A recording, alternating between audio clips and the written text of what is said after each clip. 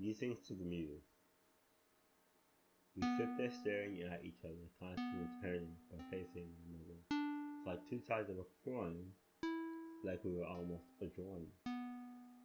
Then I go to open my mouth, and it's your voice that comes out, all blooming and bold, all ancient and old, like a forgotten forest full of trees. Your voice, wild, flows through me. And while the words are still my own, you've shown you hold dominion. This is your throne.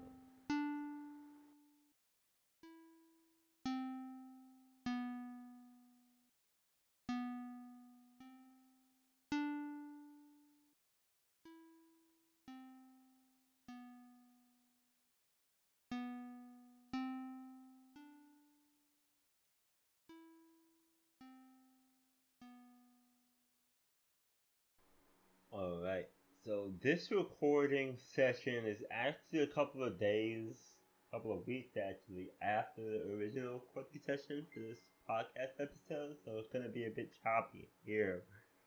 But I do have to record the, the beginning pieces of it and re-record the actual poem itself being read, because it didn't come out good.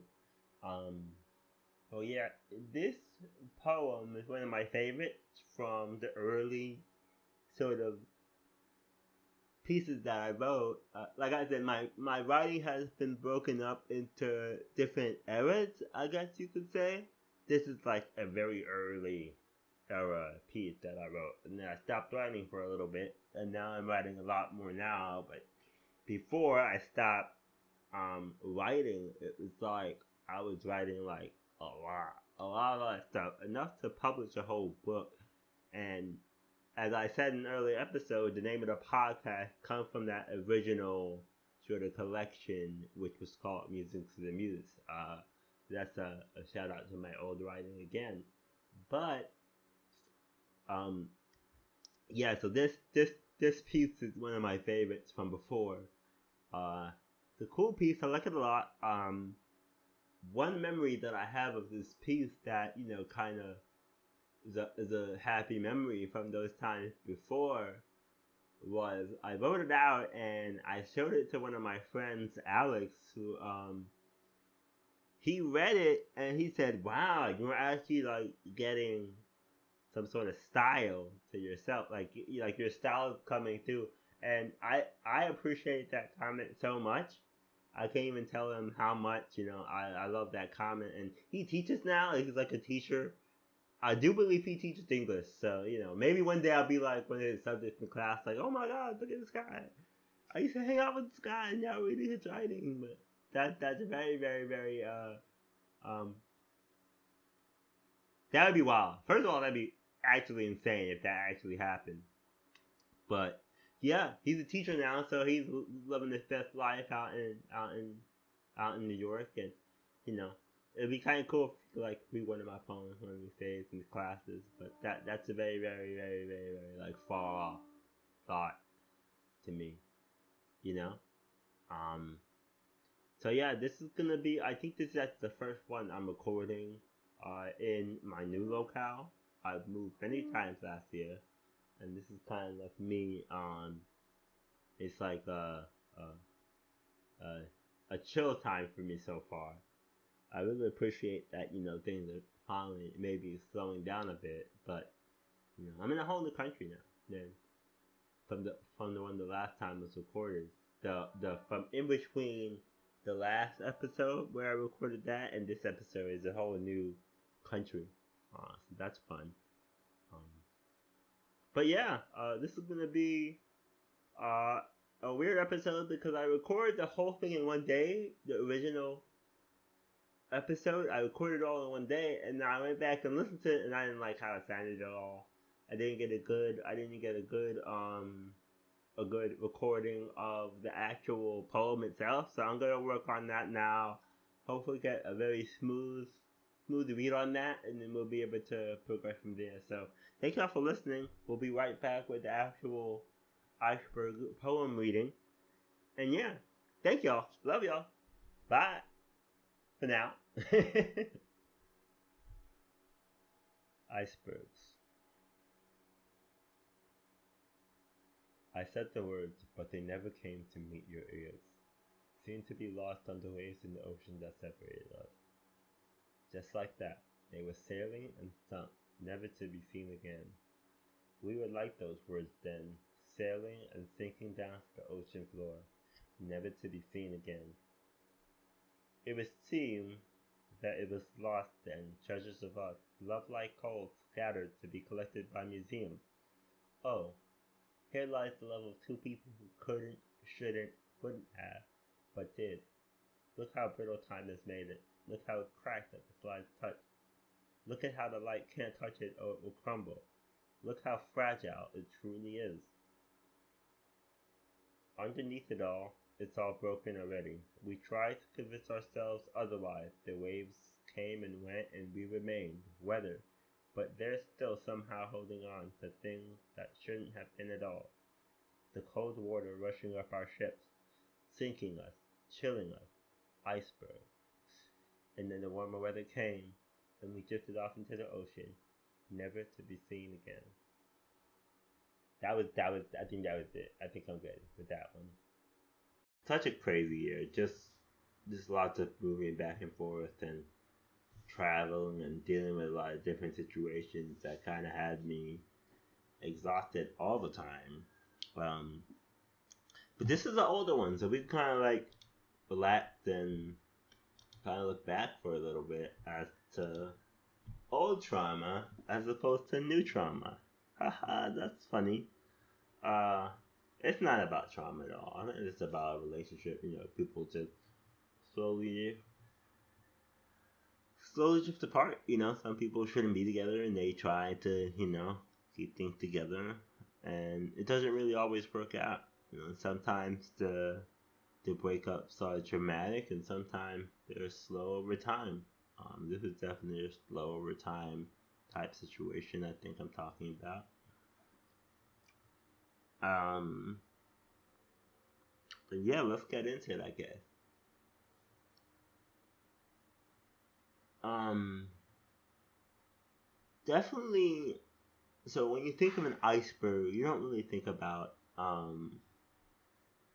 the idea that it's gonna melt, but it's a big piece of ice in the water, right? So just the overall theme is that you have an iceberg, and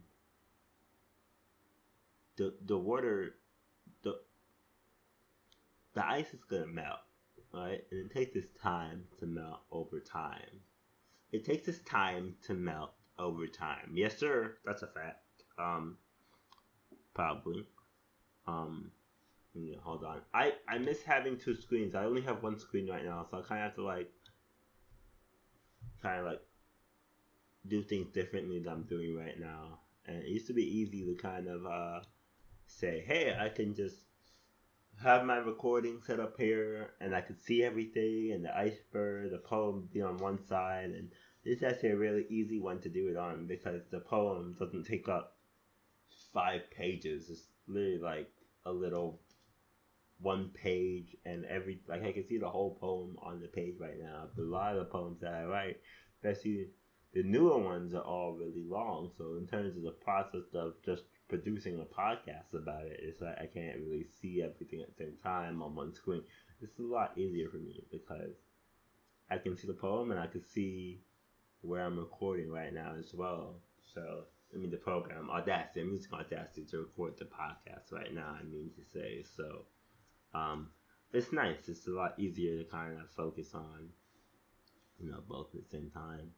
But yeah, icebergs. The general theme is that when you kind of like a slow process of things breaking down, but not only that. I would say it's like the ending of you know sometimes people shouldn't be together, and sometimes you do things that you shouldn't. Um, and I don't know if everybody else would have seen seen any of this shit. I mean, this is really before everybody had the ability to put everything that they did on Facebook.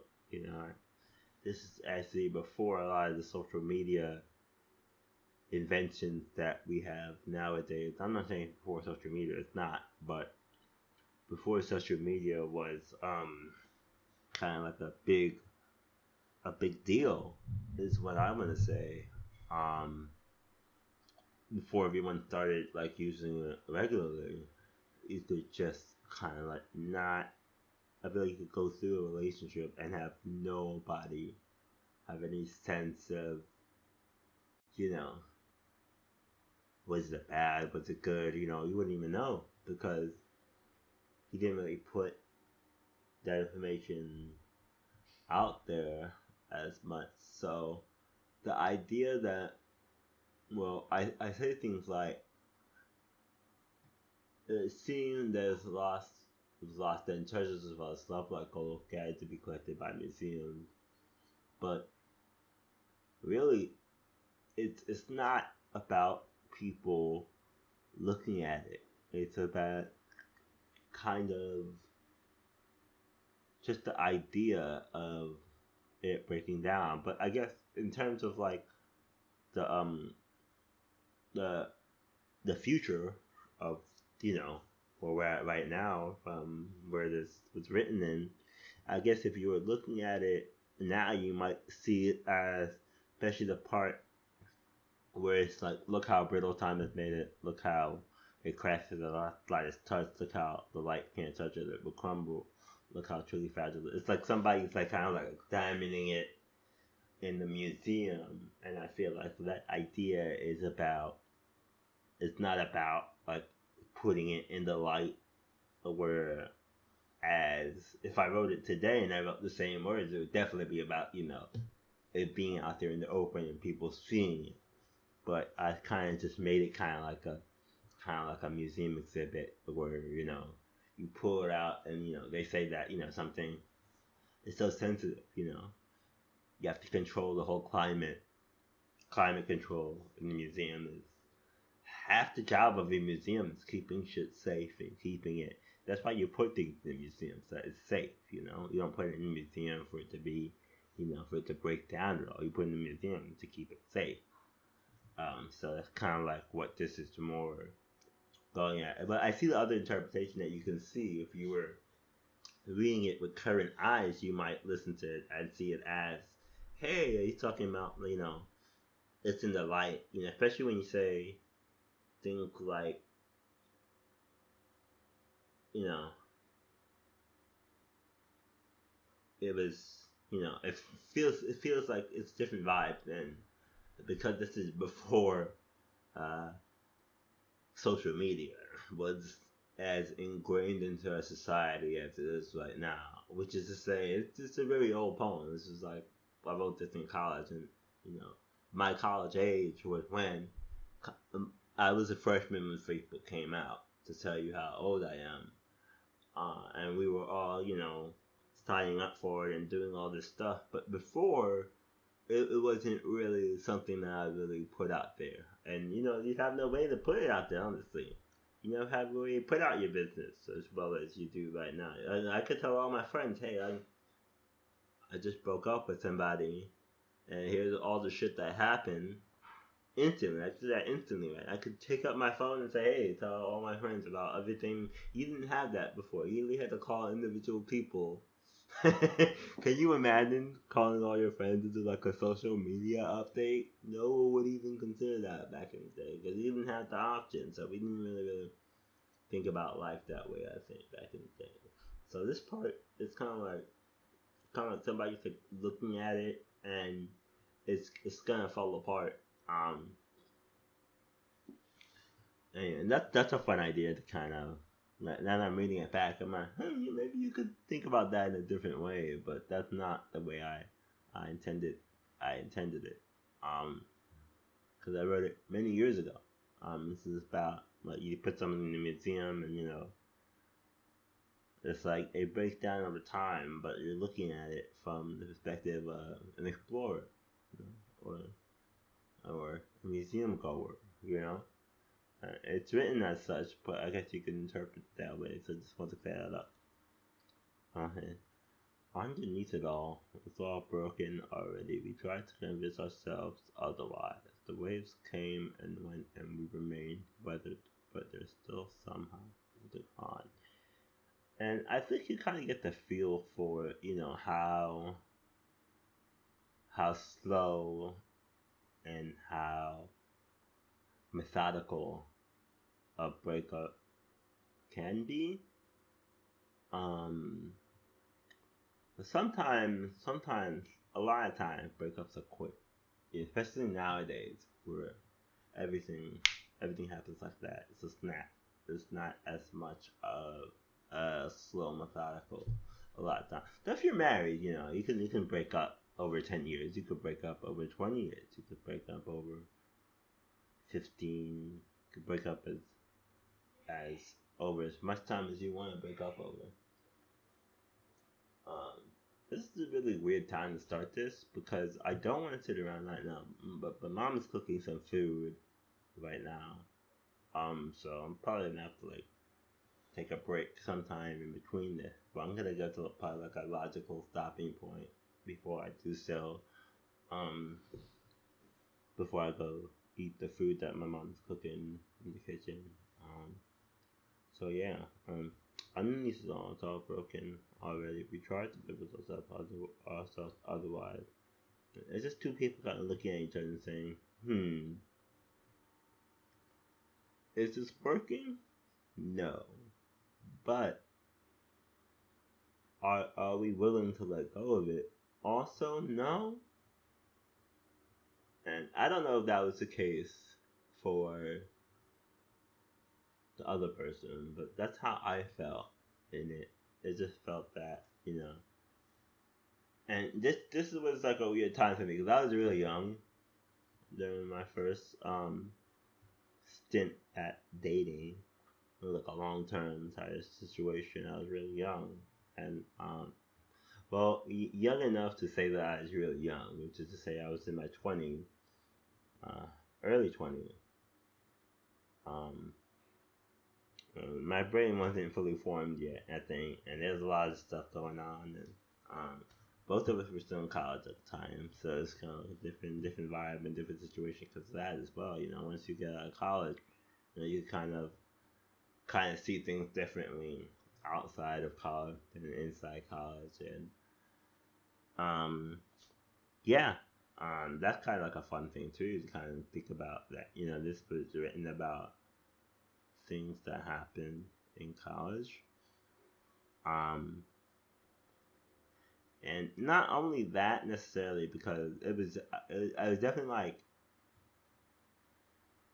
I was I was college age. I mean, I wasn't really in college at the time because I dropped out multiple times out of college, and I never really finished. But I don't really need to at this point either. So, but when we met, both of us were like actively in college. I think at the time, so it's going to school and going up to hang out and going to Long Island to see the person. There was a lot going on, a lot of busyness happening. Um, but at the end of the day, I felt like a lot of it had to do with you get super busy, and it's easy to kind of date someone when you're not constantly having to be around that person. You could just say, okay, well, that's my friend. They live over there. I can see them whenever. But you don't really have to go all the time. You're not together all the time. So you maybe move in with each other, and then you're like, it's a whole different situation, right? When you're living with somebody, and you're not really able to even live with them because you're in college or whatever. So it's not really a time when you would live with somebody. Although I know there are people who like live with their college boyfriends, but and girlfriends, college girlfriends, college people, college partners or whatever. And that wasn't the case for me. I was in dorming, and this person didn't even go to my college either. We didn't meet that way. So it's kind of like a weird situation to kind of say. Um, So that's kind of what happened. And I feel like a lot of it had to do with the idea of just time passing slowly, and you go through the motions for a very long time. You go through the motions, but things are still happening. Things are still, things are still drifting apart, but you're still going through it. In a weird slow methodical almost process of things that melting slowly. And I kind of wanted to give a sense of that in this last piece. The cold water rushing up our ships, sinking us, chilling us, icebergs, and then the warmer weather came and we drifted off into the ocean, never to be seen again.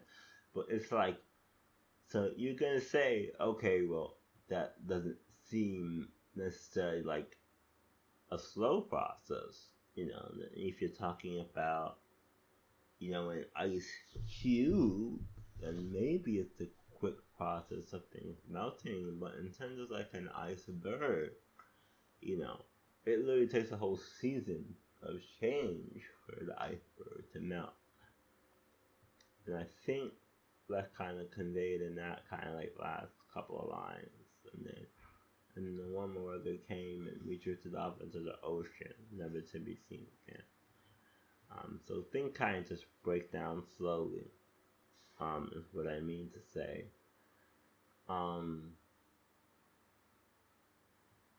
and heading back to the top of the poem now, I said the words, but they never came to meet your ears, seem to be lost on the waves in the ocean that separated us.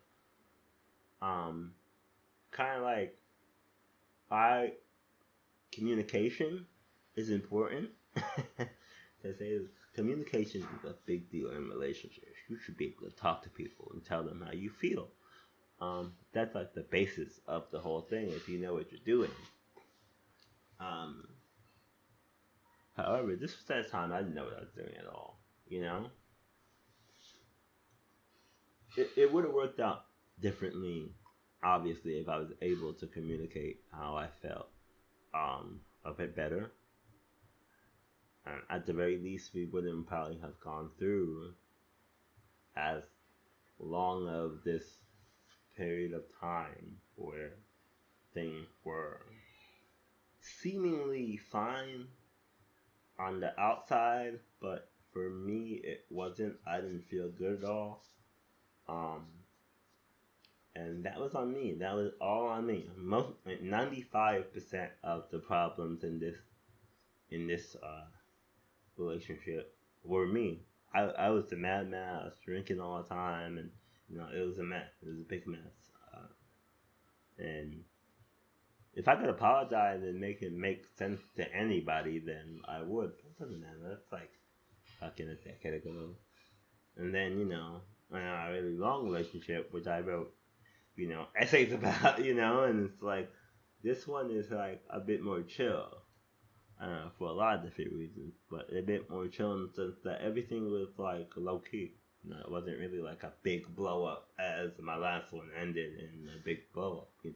This one was like over time, people just drift apart, and I felt like we drifted apart, and it just didn't really work out the way it could have, I guess, or maybe that it should have, because my own inability to deal with the shit that I need to deal with at the time. I couldn't deal with it, so I just said, you know what? I'm just gonna slowly, slowly drift away till I'm satisfied with how we are, and then I'm gonna break up with you.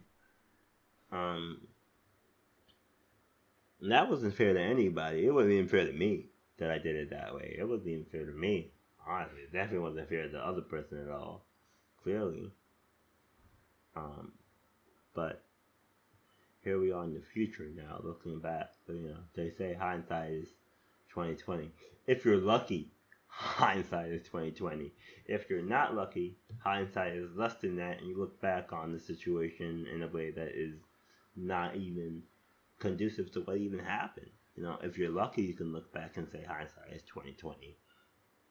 It's not always. In fact, for most people, it's not. I'd say that statement is fucking stupid. Whoever said that, whoever put that into the zeitgeist is a fucking idiot because it's not that way for most people. Most people don't have the ability to look back, even on stuff that happened. Because a lot of times, and sometimes it's not even your fault. Sometimes hindsight is not 2020 because of your own brain, but also people gaslight you into thinking shit that happened didn't happen. So your own memories are not even able to help you out sometimes when you're looking back on things. So I'd say that statement is stupid as hell.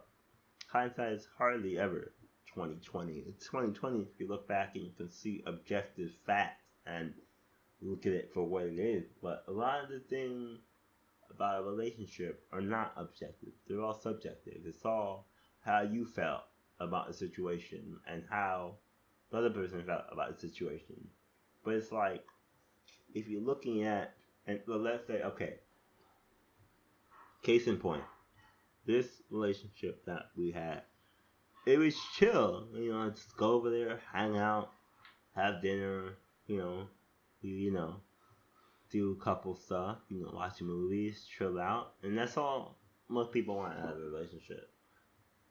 I don't know what I wanted, clearly, at this point in time, and I still don't know what I want. So that's tell you about it. Why would you date me now? Well, you shouldn't, cause I don't I don't know what I want. I don't know what I want. I still don't know what I want. Shouldn't date me now, cause I don't know what I want. I'm very not really indecisive, but I would say that if it was like a long term situation, I wouldn't even know how to approach that right now. I'm an old man right now, and I still don't know what I want. So to tell you the truth, um, but back then, I feel like if I had seen how good things are, things are just going smooth, so you just keep it going. You just keep it going because it's going smooth. You don't have to want more than that. You just get along with somebody. You hang out and you go see movies and you have a good life because you enjoy the person's company. And that's all you really need, right? Right? That's all you need. That's all you need in life. Just have somebody to hang out with sometimes. And even when I had that, it felt like it. You know, I don't know what I wanted. I still don't know what I want. Looking back on that one, that particular time period, it's like fun because everything, like objectively speaking, if you were to say hindsight is 2020, looking at objectively, I feel like everything was going fine. Everything was fine. It was fun. We liked each other. We got along, and my brain is just, I was miserable, bro, and I don't know why. I couldn't tell you why. I couldn't look back and even tell you why. The way things ended so like it was like a long time period. I don't know why it happened. I still couldn't tell you why it happened. Or why I felt the way I did when I felt that way. Because essentially the person was pretty good to me, and I was just a jerk. I was literally like just. And looking back on this poem, it's like, yeah, hindsight's 2020 if you have the ability to be objective. But a lot of these situations are not objective situations. This is how I felt about what happened. But if you look back and said the other person probably didn't have any of these feelings at all. It felt like, because they were kind of shocked. Like, why would you do all that? And I was a bastard at the time, so I did some things I'm not proud of. And there goes my mom calling me for food. Huh? Okay, I'll be on in a bit. Um. So yeah, that's my first break, I guess. I'm gonna go eat, and then we'll come back and kind of maybe pick it up and maybe not pick it up. I'm probably gonna come at it from a whole new angle, hopefully. I think I was just ranting a bit about relationships in general, and the idea of an iceberg melting slowly in the ocean. But I guess we can more talk about like the structure and the actual poem itself when we get back. So I'm gonna take a break here, and we'll be back. I mean, you're not gonna know it's a break, but I'll know it's a break because I'm gonna come back and be like, okay, we're back, right? So I'll be back.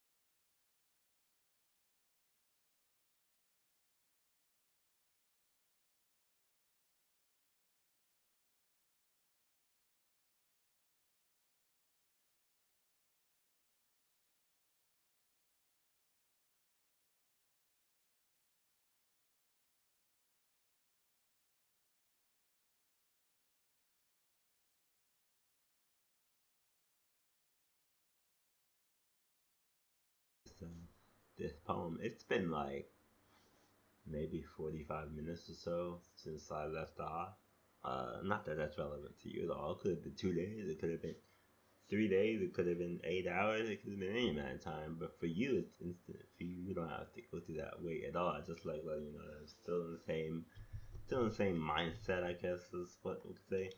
One thing I love about this poem, though, just jumping right back into, it, is that when you look at it, you can kind of see that the lines get shorter as you go throughout the poems, just in general, like the stanzas. Not the stanzas, I guess you could call them stanzas, but like the lines, the actual words per line go down dramatically, and that of course affects the pacing of the poem, but how it reads as well. And you hear like really complex thoughts at the beginning, but then it simplifies itself towards the end, and I like that because it kind of shows that things are kind of like just slowly drifting, like the words are just slowly drifting off the end of the lines. If you kind of see it that way, I like that. I like that idea of the words just kind of like drifting off the line, and that's kind of the way I just messed with something over here. Something just turned off. Okay, hopefully I didn't do too much damage over there. But one thing I like about it though is that the lines kind of like drift off the end of the page. I said the words, but they never came to meet your ears. Seem to be lost on the waves in the ocean that separate us, and that's a lot of words. And then the next stanza of the poem, underneath it all, it's all broken already, and that's like the first line, and it starts off short, and it doesn't get much longer than that either, and it just gets shorter and shorter as you go, and it's kind of like a flow, especially towards the end, sinking us, chilling us icebergs, and the warmer weather came, and we drifted off into the ocean, never to be seen again. And it's just shorter lines, you know what I mean? It kind of emulates that idea of things kind of slowly falling apart, but not as much as you know, like a big shift in it. Like you can almost not even tell unless you're like paying attention to it. I mean, you gotta like listen to it and kind of like look at it to kind of get that part. I think, but especially the difference between the first stanza and the second stanza. I guess I'm calling them stanzas now. It makes more sense to call it a stanza over a paragraph if it's not an essay. Like, and this is more so. I'll tell you the truth. This is an older poem of mine. So the form is like more like I think reminiscent of like more poem form, as opposed to what I was talking about in my last episode where I was talking about, how I write things in more like an essay form. Now it's more like a poem. Like you see it and you look at it, you're like, oh, that's a poem. But then if you look at my more recent stuff, it's more organized than like an essay form where you have a beginning, a middle, and an end. And I'm trying to tell a story more so than just describing a situation, I think.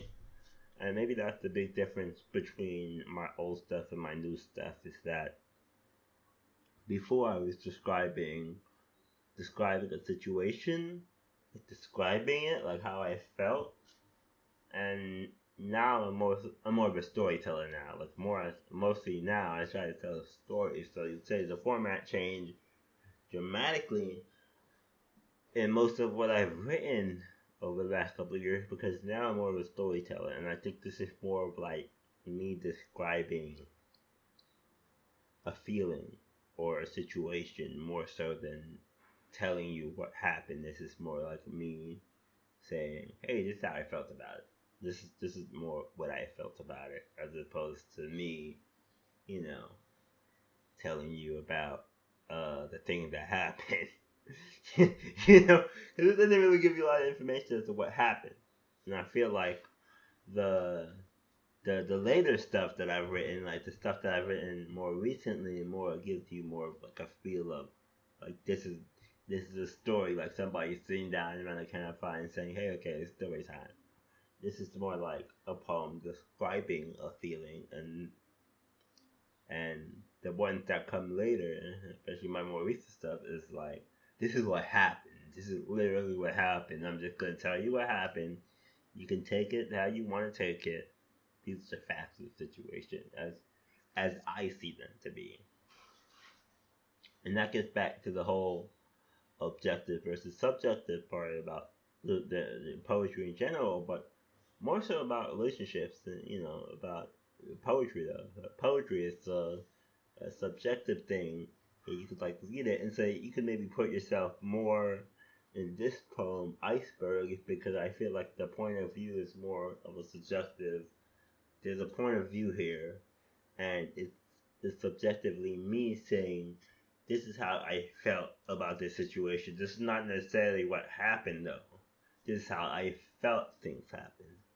And I feel like later on, the stuff I talk about in the later poems that I've written, more recent stuff, it's more like I'm telling you what happened. You don't have to worry about thinking about, oh, did this happen? Because to me, these are the facts of the situation. These are not facts. There are no facts here. This is just an idea. Like I said, seemed to be lost on the waves in the ocean that separated us. Meaning that I don't know if they got lost on the waves. But my interpretation of what happened is that they did get lost. Now, to the other person hearing those words, they might not have felt that way about it at all. And I guess the way that I said seemed is kind of like lets you kind of know that maybe I'm wrong.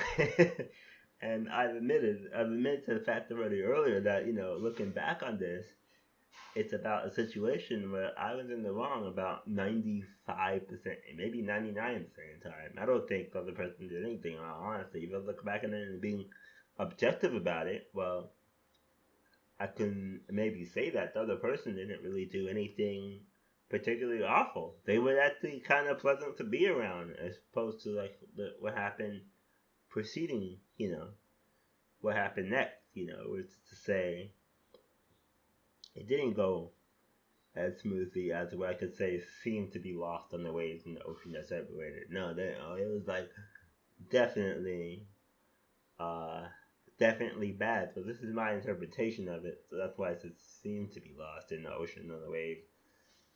Seemed to be lost on the waves in the ocean that separated them.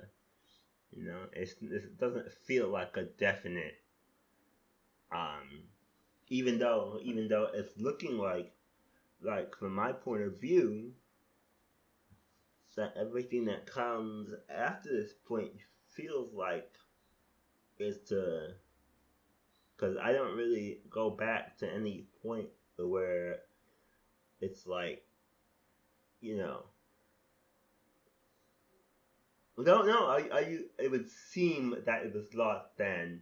Treasures of us love like gold, gathered to be collected by museums, and then I talk about it in terms of a sense of like it's that something in a museum that's very fragile. You pour it out of light, it's gonna crumble. But I did use the word seem again, and that's kind of important. It was that how would you phrase that? It was lost then, treasures of us. Yeah, that would be very definite. But it would seem that it was lost then, treasures of us kind of implies that this is me looking at the situation more so than the situation itself. This is my interpretation of the situation at the time of writing this, as opposed to what maybe actually happened. And I think that goes back to the point of, like I said earlier, this is more of a subjective take on it than what I would say I've written more recently, where I'm talking about things that have happened directly, like direct incidents that have happened to me. And I still have a lot more to kind of like write about and kind of vent over and through. But I haven't written it yet, so I don't know how I'm gonna get through those, in terms of like writing it at all. But we'll get there eventually. I have a lot. Oh my lord, just the last year for me has just been nuts. I moved many times, too many more times to count. I mean, moving all my stuff from uh, one state to another state. Then in Chicago, I must have moved my shit and packed it up at least 5 times in Chicago. It's just Airbnb to Airbnb to Airbnb to a more permanent Airbnb situation, which didn't work out, to a place that I could have stayed at for a bit longer, but even then it still felt kind of like not great. So I ended up moving one more time to a whole new country where I'm at right now still.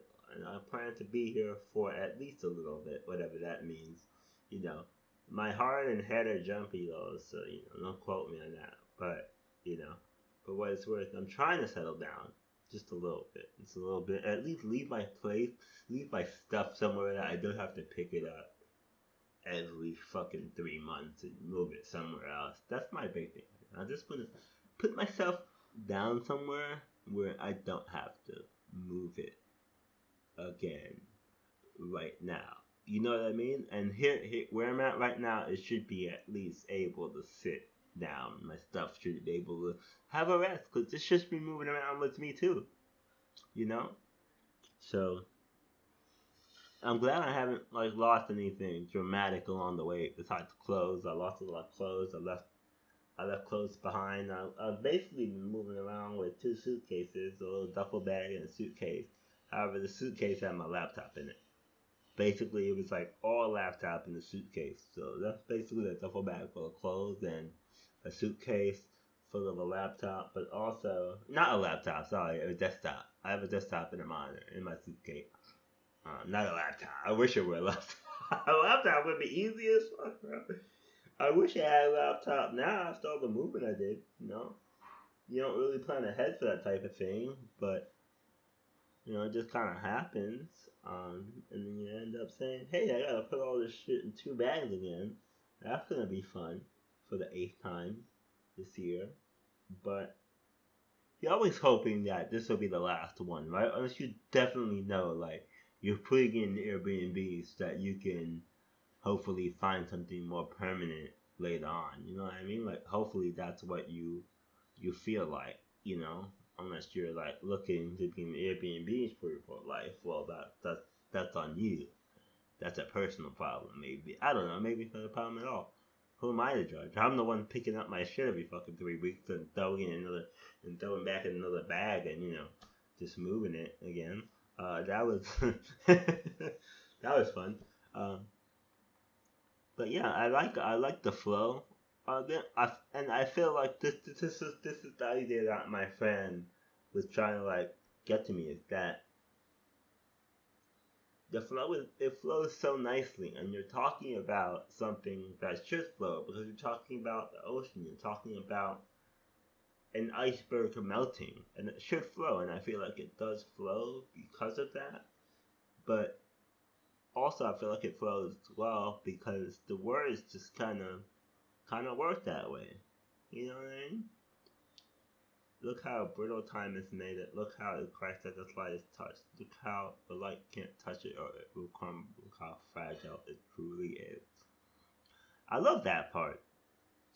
It's kind of like it gives you the idea of somebody like kind of holding something up in like a museum setting, and they're like just kind of like looking at it for what it is, and it's like all brittle and stuff, like a coin or some type of like a ancient artifact or something like that, and it's they're holding it up, and you could tell that they're kind of like admiring it, but also they're admiring it because it's it's like how can this even exist right now? You know what I mean? It kind of gives you the idea that they're looking at it in terms of they're admiring it for being as close to the brink as it is. It's like wow, look how weak this look how garbage this thing is. Not that you would use the word garbage in your case. I would think you would use the word garbage at all. You'd be kind of like amazed. It's like wow, you're still alive, huh? And it's like somebody, their eyes literally like hanging out of their face, like their eyeball is like kind of coming out like they're like a zombie basically. I don't want to say this is about a zombie relationship though, but it kind of feels that way. It kind of like gives you that kind of vibe that you could be talking about a zombie though. Look how brittle time is made. Look how it cracks its by its touch. Look how the light can't touch it or it will crumble. That line right there. That's the line that kind of gets you like thinking like, are you talking about a coin or some type of like ancient mask or like a zombie? And thing about zombies is that they're already dead, but they're just kind of going through the motions. And I hate that idea. I like the iceberg motif better, so we're gonna stick with that iceberg motif because the idea of a zombie relationship just sounds awful to me. And I guess if you want to use any word for it, you could use that word too. Um, to describe how I felt. Like I said, this is how I felt about it. This is only my perspective on it. Like the other person in the relationship, they probably didn't feel this way about it at all. They was just able to enjoy their time with me somehow, and I'm miserable, and at least I was miserable, I guess, and it just didn't work out because my brain was the one that, like I said, seemed to be lost on the waves. It was seen that it was lost in Treasures of Us, but it's like it doesn't, not necessarily, you know, And the idea is that it's like something sunk to the bottom of the ocean, and time, time, salt water, the the moving of water passing by, it breaks stuff down. It does. It really does. Every time it breaks stuff down, and you kind of get a sense of that here. The waves came and went, and it remained weathered, but still somehow holding on to things that shouldn't have been at all. And that line is kind of like a weird one, because it's like I'm saying that it shouldn't have been at all. Which that could be me looking back and justifying how things ended up. But I don't. Now that I'm looking back at it from more like a future perspective now, as to say hindsight is 2020, as they say, as nobody has ever probably ever made the claim that it's 100% of the time it's 2020. But yeah, I don't know if that's true at all. I don't think it was true for you to say that we tried to convince our underneath it all, it's all broken already. We tried to convince ourselves otherwise. The waves came and went, and we remained. The weather, they're still somehow holding on. But they're still somehow holding on to things that shouldn't have been at all. That line is kind of weird. They're saying, yeah, we're holding on, but should we be? No, we shouldn't be at all. But I don't know if that's true. Looking back on it now, you know what I mean? And it's kind of nice to kind of examine stuff that I wrote a very long time ago and say, nah, bro, you were wrong. You were definitely wrong, 100% wrong. There's no question about it. You could have done better instead of just giving up, and it feels like you gave up. That's what you're saying. You're saying you saw it in a way that it wasn't necessarily happening, and you gave up. And you said it was already gone.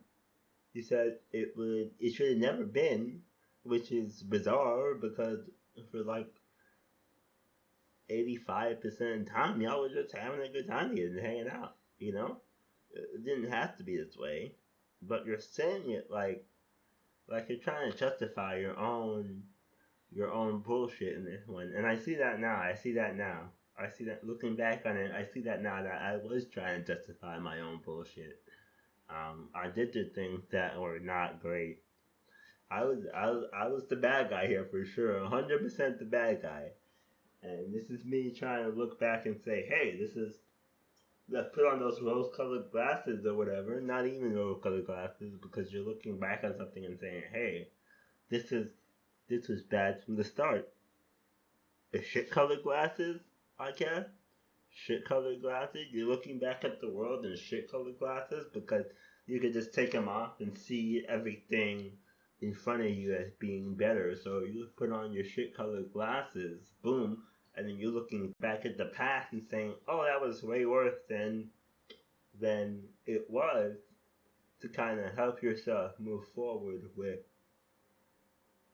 with the present, with moving forward in general, not looking back. And that's not fair to the situation at all. Because I'm looking back on it now. It's 2 years, but it was a pretty decent time. It wasn't bad. It's it certainly wasn't as bad as it would get, in the next one. So looking back on this with adult eyes, with more mature eyes, and saying, "Hey, take off those shit-colored glasses, you idiot. Things weren't as bad as you thought they were. They were never that bad. Why would you say that like that?" But yeah, this is me trying to justify my own bullshit, and I see that now, and I'm coming to terms with that. With the words on the page. The words on the page tell me that, hey, this is me. This is me. I didn't say those things, yeah, but did I mean them? Did I mean it like that? Or did I mean it something else? Should I have said it that way? Probably not. Probably not. Why would I say it that way? Why would I say it that way? You know what I mean? Who would want to say it that way? I don't know. I really don't know. You know what I mean? Kind of funny when you think about it that way. In terms of like, this is this is the past, looking at something from the past and saying, "Hey, wow, that's a weird way to phrase that. Past me, you are full of shit. You are full of shit, and you are trying to justify how you're full of shit, but you're definitely full of shit. You're full of shit wearing shit-colored glasses right now, sir. Do better. Do better for yourself." I'm trying. I'm trying my best. Past me, who was wearing the shit colored glasses, like take them off and say everything looks so much better now with the shit colored glasses off. I guess that's the opposite of rose colored glasses. Gotta take a breathe on that one. That's a deep thought that I was wearing shit colored glasses when I looked back at the situation and said, "Hey, this is it. This is the worst thing that will ever happen to me right now. Everything's gonna go great from now on in." It didn't. It didn't go great after this. This was probably the best thing. Hey, because I was a fool who didn't know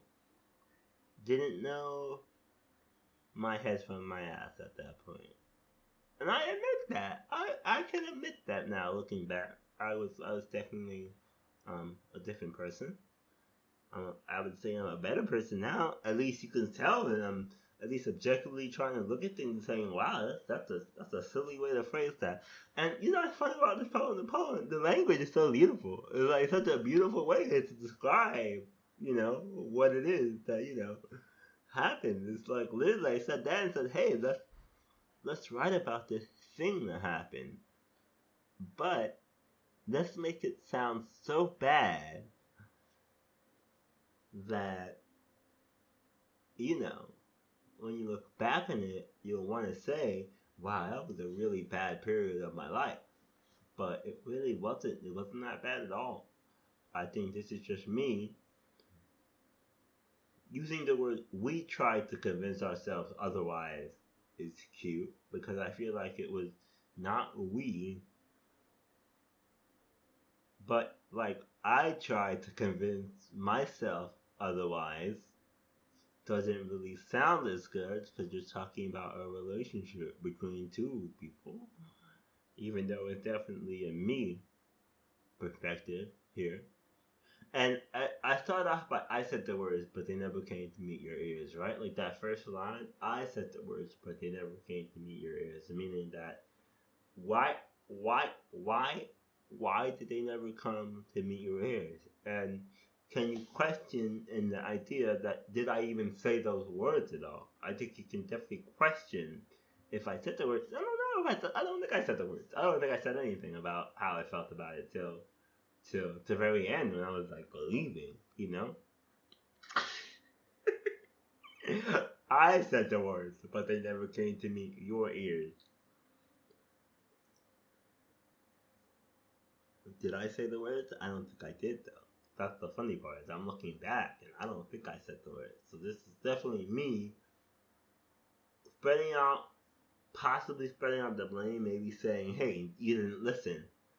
But I think you can actually question if I said the words because the next lines just seem to be lost on the waves in the ocean that separated us. So it's like I said the word, but they never came to me ears. Now, why did they come? Like, if you said words to somebody, why did they not hear it? Are you placing the blame on the other person for not listening? No, I'm not. Seem to be lost on the waves in the ocean that separate us. So there's like a gap in between. So if I said it, it has to pass through that ocean, and it all gets distorted by the time it gets through whatever it is that person. So I could have said it maybe in a different way. Maybe I wrote a poem. Maybe I said something weird, off comment, and I didn't say it in a very forthright way. So I don't know. You could ask. I don't have this person's contact information. Not like I could call them on the phone and say, "Hey, did I ever say anything to you about how I felt at all?" You know, it wouldn't be hard for me to look them up. You know what I mean? It wouldn't be hard for me to look them up and say, "Hey, what's up? I'm in a whole new country now. I can't hurt you anymore." Right? Like it wouldn't be hard for me to do that, but at the same time, why would I do that? What purpose does that solve for me? You know what I mean? There's no purpose at all. Nothing at all. Um, doesn't do anything for me. So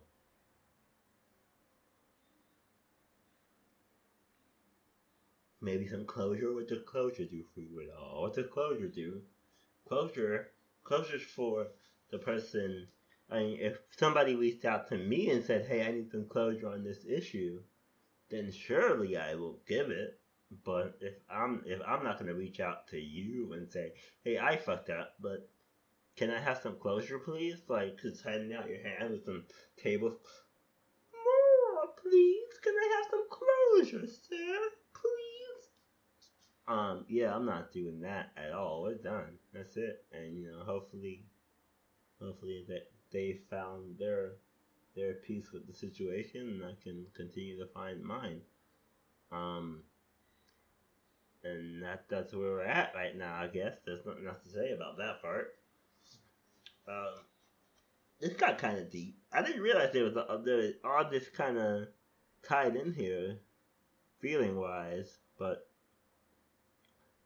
and the warmer weather came, and then we drifted off into the ocean, never to be. But that's kind of how it happened too. It's not like I said, it wasn't dramatic at all. It was like I mean, there was definitely a dramatic ending, but that's because I am a garbage person. At least I was a garbage person at the time. So I could say that much at least. And like I said, for me to write this and say that it's an iceberg slowly melting is crazy because this is my perspective. Like I said, this is the most subjective take. That this is a very subjective thing. Even though I said we in here, a couple of times I said we. Like the only I is the first I, and everything else after that is we. But I feel like looking back on it now, um, definitely more of an I thing than a we thing. And I would say that if I were to rewrite it today, I would definitely structure it a bit differently.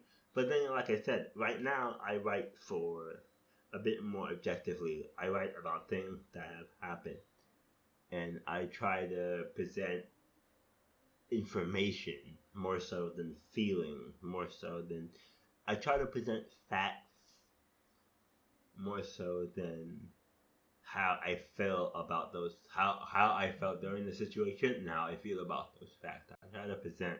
I try to tell stories now more so than just relate emotion and relate how I feel because this is all about how I felt during the situation more so than what actually happened during the situation, which is to say, like I said, my later stuff is about, or my more recent stuff rather, is about more how how what happened, you know, and trying to put into words kind of like a chronological kind of like break things down in terms of time and what actually happened more so than how I felt about it. And I guess it kind of shifted my whole writing style, I guess, as well, because a lot of stuff in here, it's all about feelings. It's all about, you know, a feeling that I had more so than an actual factual thing. And I guess that's why it goes more from more like free form poetry type writing to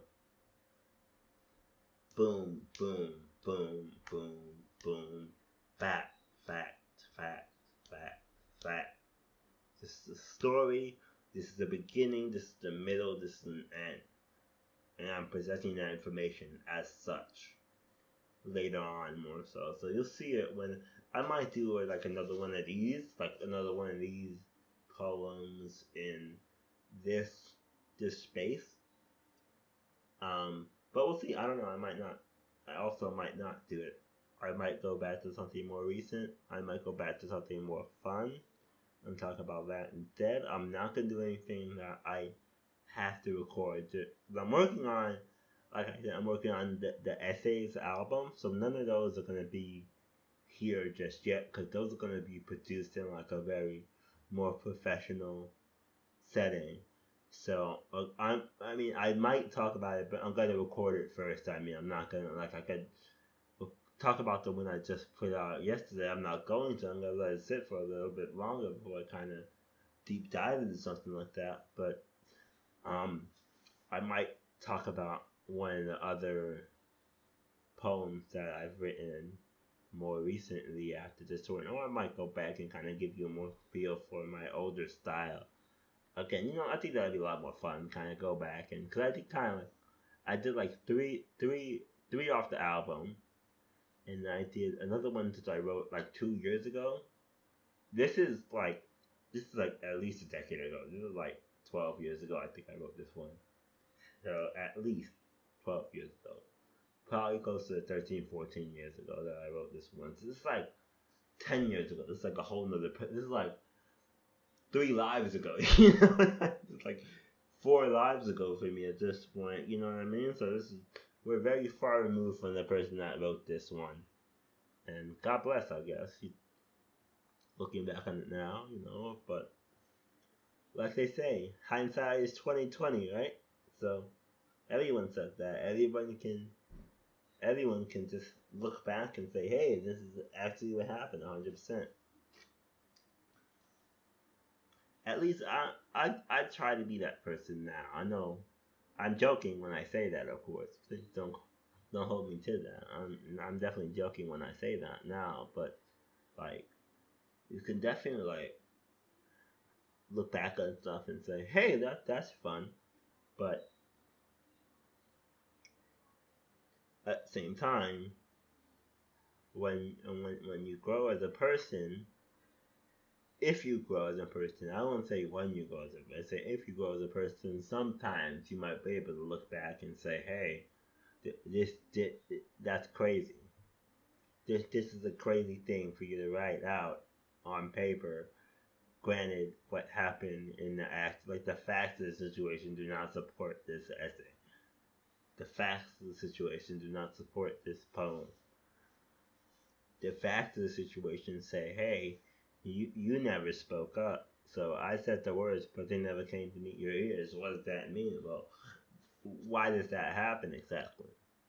Let's start from the start and work our way forward and backwards then. I said the words, but they never came to meet your ears. Well, why did they never come meet your ears? Did you in fact say them? You know? Did you say them? Seemed to be lost on the waves in the ocean that separated us. Oh, so they were lost. So if you were to say them, would they even have made it? You're saying no, they wouldn't have made it there. But in all actuality, did you even say them? Can we go back and question the idea of them being said at all? Because it looks like you said it seemed to be lost in the waves in the ocean that separated us. Well, yeah, you can say that too, and just say, "Oh, I said it, but I covered my mouth the whole time." You know what I mean? Like something like that, where you're saying something, but you don't want to actually convey the thoughts that you're saying, so you muffle yourself. And talking to the ocean, talking through an ocean, um, that you think is there is just as good as not saying it. If you really want to be frank, if you really want to be honest with it. So it's just funny how individual words. Like if I would have said that they were lost on the waves in the ocean that separated us, that would maybe feel more concrete to me.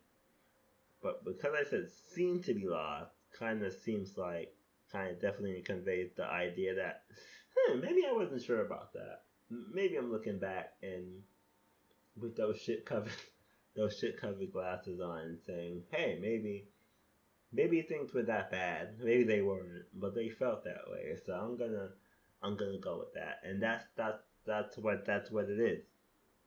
That's what it is right there. It felt that way to me, but in actuality, I was definitely depressed during this time in my life. I was depressed for about 20 something years. By my estimation, I was depressed for a very long time. Basically, from the age of 14 till about 36, I think I was very heavily depressed. Just never got help for it. Never even spoke about it. So this was during that time period for sure that I wrote this, and it's definitely one of those seems to be lost on the waves in the ocean that separated us. But in actuality, I was just really sad and a miserable, sad person, just walking around, just being a bastard at this point. And at the end, the next section of my life, I was not the bastard. I was dealing with the bastard. So I guess that's and don't call it justice. Please don't call it justice. I've already worked past the point where I'm gonna sit here and say, oh well, you were the bastard, so now you deserve a bastard because you were a bastard. I've already worked past that point.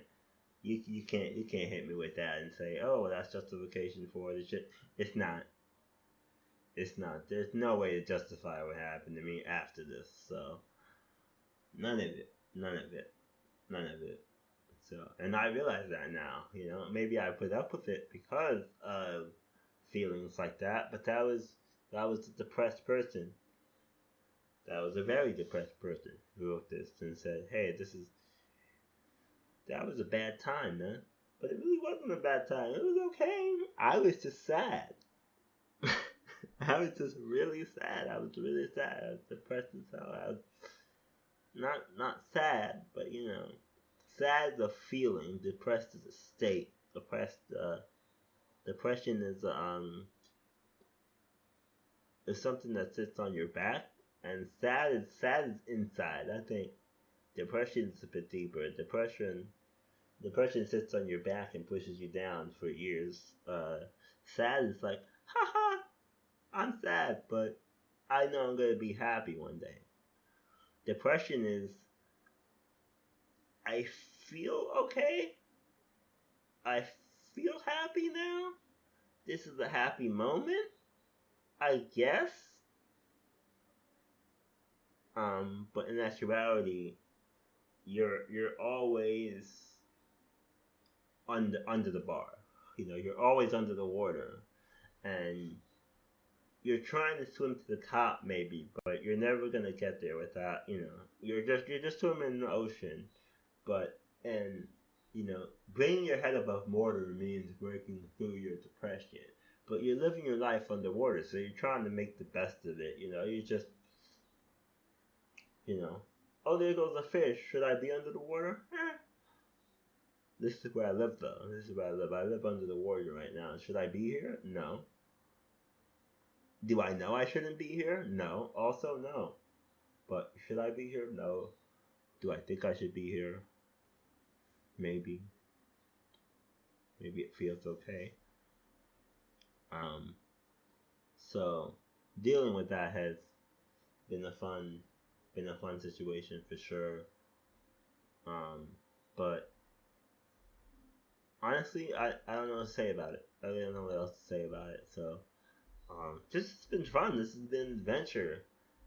Especially that point where I kind of broke through and said, "Hey, this is a weird way to phrase that, sir," and then kind of broke it down and looked at the words on the page and kind of analyzed it and said, "Hey, this is definitely me with some shit-colored glasses on, looking back and saying, hey, this is bad. This is so bad.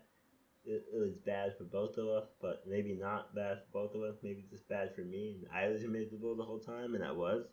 I didn't realize it at the time, but this is definitely coming from a time where I was depressed.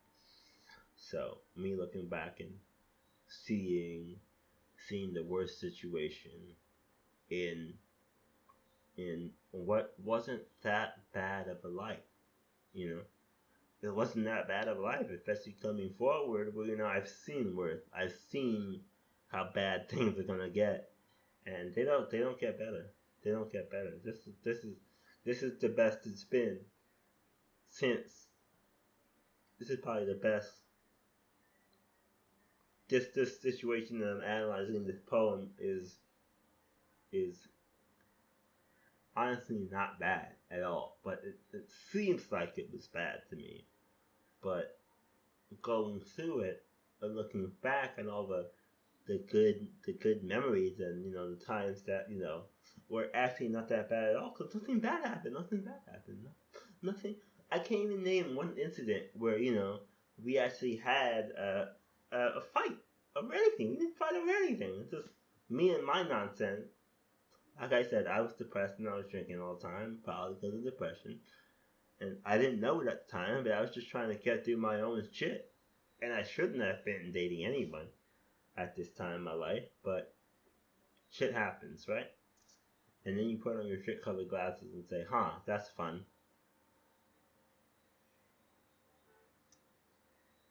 So yeah, that was a fun trip. I didn't realize that all this was coded in here like that, just sitting around just waiting to be discovered. But hey, just like those treasures just like those treasures of us, huh?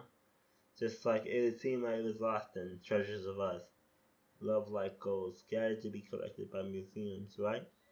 Just like that, just lost and found and lost and found. And hopefully found for the last time, because uh, I think I'm doing alright right now, and I can only go up from here, right?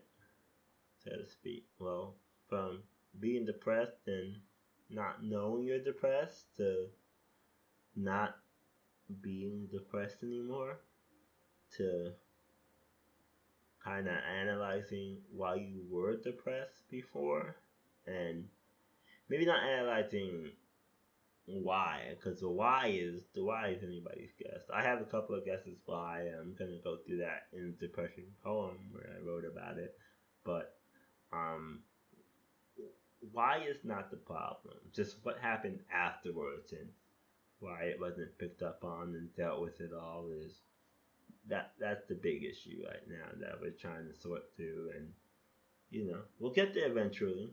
It's gonna take some more time, but uh, but one thing I will say about depression is that one day, when it really hit me that I was depressed, one day I was like, huh, looking around and things weren't really going great, like objectively speaking, but I was just like, this is the happiest I've ever been in my life. I look back and I was like, oh, that's weird. That's kind of like a weird thing. What? And then it kind of hit me all at once, like, oh, oh, wow. So that's where I'm at right now.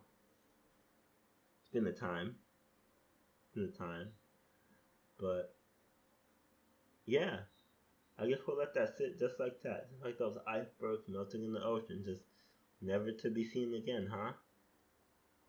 As they say. And they say hindsight is 2020. They say, I love that. That's gonna be my new slogan. Hindsight is 2020. Is it all the time? No, absolutely not. Not for most people. Not ever. Not even for me. Most of the time, ever. Can I say that shit? But it's fun. It's fun to think about it that way. It's fun to be able to say, "Oh yeah, hindsight's 2020," and not even know what that means at all. Not even have a concept as to what that means at all when you say it. It means that you're looking back at things objectively and saying, "Hey, this is it. This is the problem. Hey, this is the problem." And usually, well, in my own humble experience, sometimes the problem's me, sometimes the problem is the people. But being able to say that is, you know, being objectively is nice. That's what I gained in the last couple of years. Instead of writing a bunch of subjective poems saying, "Hey," trying to sugarcoat, trying not even sugarcoat it. You try and like look at the past and say, "Oh, this is way worse than it was," to kind of justify your own nonsense.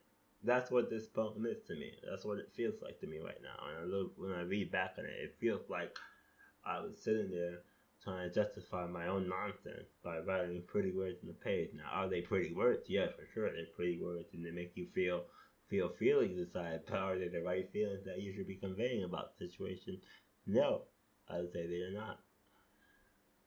So it's real easy to write pretty words on the page, but is it easy to say, hey, are these words sensible? Yeah, they're pretty, but does it make sense in terms of what actually happened? And I feel like my writing style has changed because of the fact that now I look back and I'm saying, hey, you know what? Maybe this isn't the way things happen. So I look back and I try to document what actually happened to the best of my ability, to the best of my objective eyes and objective heart, and try to see things for what they are. That's exhausting. Well, this has been a fun episode 5 of the podcast. Guess I'll see you later. Love y'all. Bye.